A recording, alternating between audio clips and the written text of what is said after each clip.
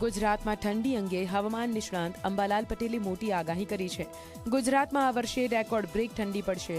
છેલ્લા 30 વર્ષની ઠંડીના રેકોર્ડ તૂટવાની શક્યતા વ્યક્ત કરી છે। ઉત્તરીય પર્વતીય પ્રદેશોમાં હિમવર્ષાના કારણે ગરમી ઘટશે અને ઠંડીની લહેર આવશે। ઉત્તર ગુજરાતના ભાગોમાં આજથી ન્યૂનતમ તાપમાન 18 ડિગ્રી સેલ્સિયસ થઈ શકે છે, તો અરબ સાગરમાં 19 થી 22 નવેમ્બર દરમિયાન લો પ્રેશર સર્જાશે અને આ લો પ્રેશર ગુજરાત તરફ આવશે તો માવઠું આવી શકે છે અને આ માવઠું છેક એપ્રિલ સુધી જોવા મળશે।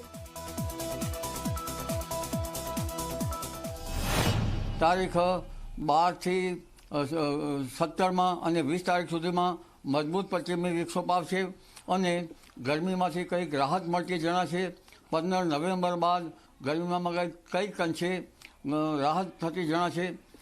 જો કે મહત્તમ તાપમાન ઊંચું હોવા છતાં ઉત્તર ગુજરાતના ભાગોમાં તો ન્યૂનતમ તાપમાન 18 ડિગ્રી સેલ્સિયસ જેવું રહેવાની શક્યતા રહેશે।